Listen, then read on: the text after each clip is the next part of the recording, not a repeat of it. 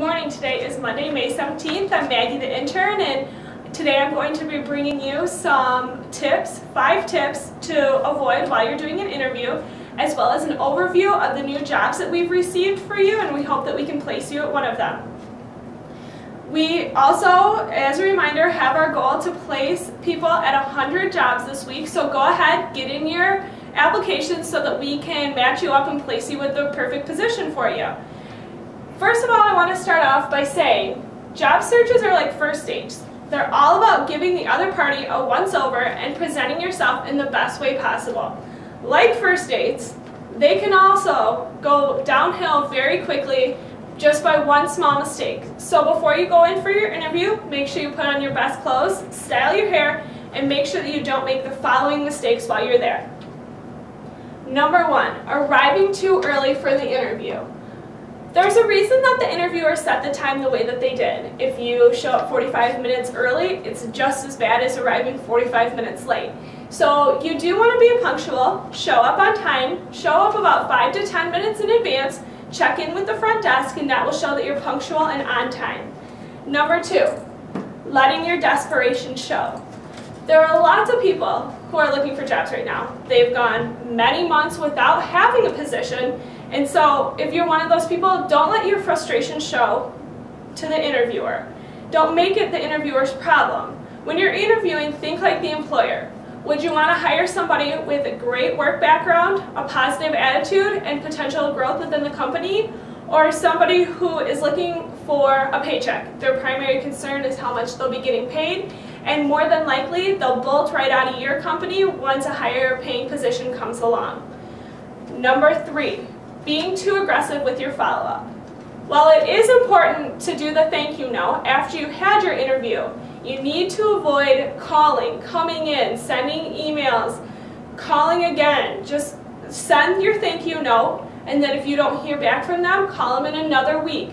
It's easier that way, and your name will not be recognized as the person who never stopped calling.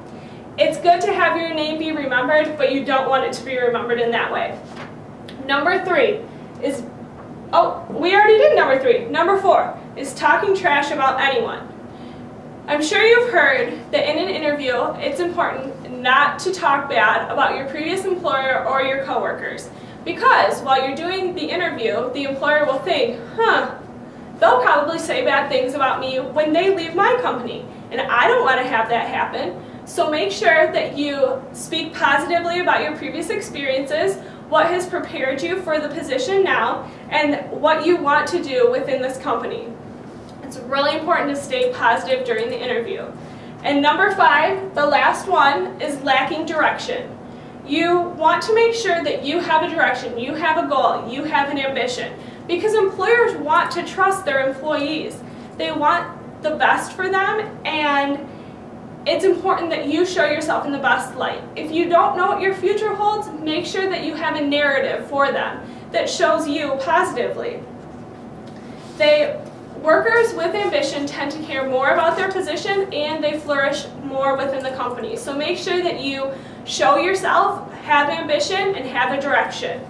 And now, these are the end of our 5 tips that you have. If you have any questions, you can always Facebook me or Twitter me, Maggie the intern. It's on Twitter as the on-staff group. And we will go ahead and repost those if you need it, and we'll continue tomorrow on with our interview tips. And now, the moment you've been waiting for. We have some new jobs that we need to be filled in the Kalamazoo area. They are both true temp and temp to hire positions with the Stryker Corporation. I'm sure you're familiar with it. And the true temp position means that you will work for about 3 to 6 months on the position, but you don't have the opportunity to get hired in with Stryker after your assignment's over. The upside, though, is if you end your assignment on good standing, we'll always be happy to place you again. These positions for true temp include painters, machine operators, machine handlers, and assemblers. If you feel like you have a good work history, you have not been terminated from a position, and you are over 18 years of age without a felony on your record, go ahead and apply for the True Temp position. It's on our website under True Temp, and it will say the position on our website. Also, we have temp to hire positions for Stryker Corporation. This means that you are a temporary employee with the potential to be hired in, and those positions are assemblers, material handlers, machine operators, and line leaders. Go ahead and apply with us online if you think you're fit for any of those. Also, the website is www.onstaffusa.com. And I'm also going to be going over some positions for the St. Joe area. So when you apply for those, you'll apply at the same website, but those applications will go to our St. Joe office.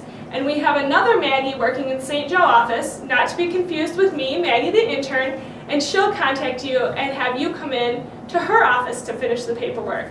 Those positions are a machine operator and a packer, or food processing position. So if you feel like you would be a fit for any of those, go ahead and apply with us online. It's www.onstaffusa.com, or once again, follow me on Facebook and Twitter. And I hope that you have a great day. Tune in tomorrow for some more interview tips. Have a great one.